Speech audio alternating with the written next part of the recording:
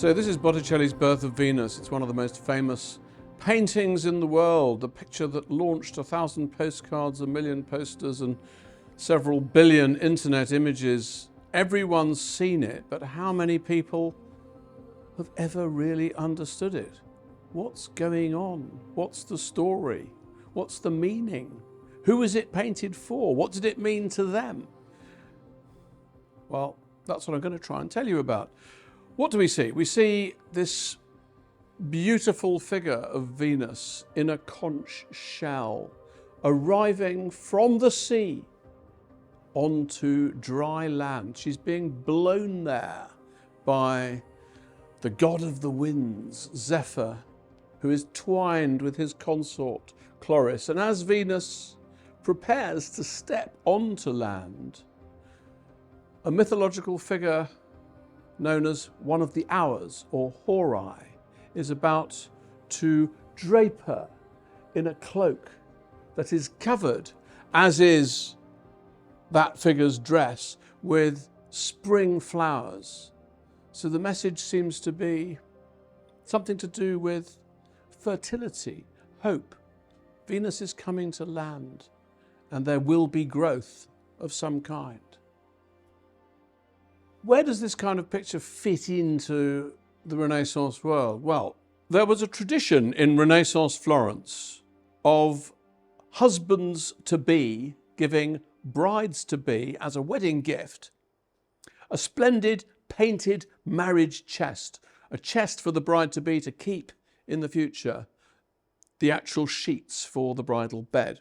Now, on the side of that chest, there would always be a painting, a mythological painting, and at the center of that picture, there would almost invariably be a beautiful classical goddess, maybe Diana the Huntress, symbol of chastity, or Flora, the goddess of spring, or indeed Venus, the goddess of beauty.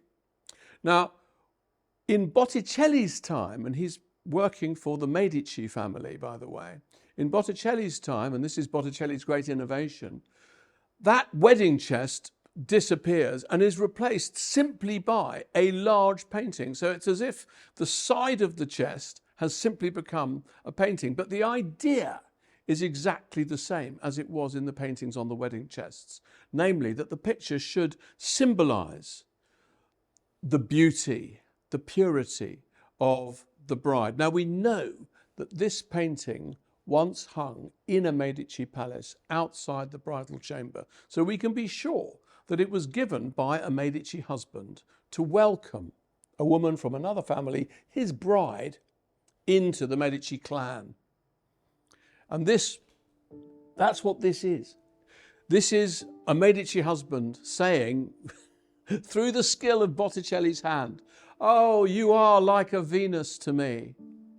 If only you, the great pure one, the great beautiful one, would step onto land and agree to be my bride, I would be so happy." And that's what we see in the picture. It's the fulfillment of that wish expressed by husband to wife, that she will indeed come to land. Metaphorically, what's this about? This is all about her agreement to marry him,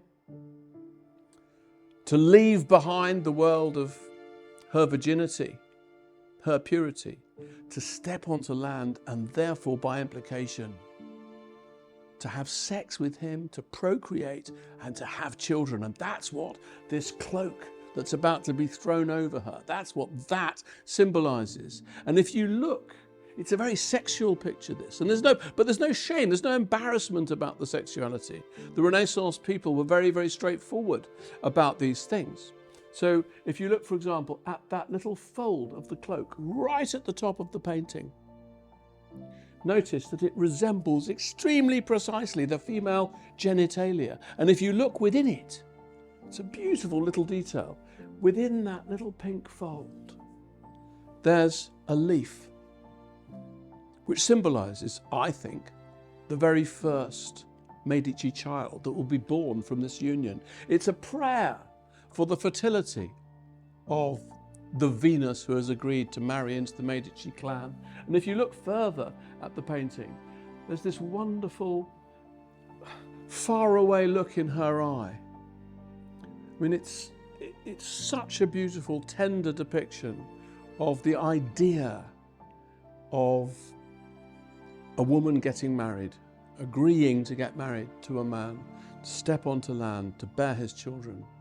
And it's all phrased in this wonderful, delicate language of allegorical painting that was invented by Botticelli. So there you have it.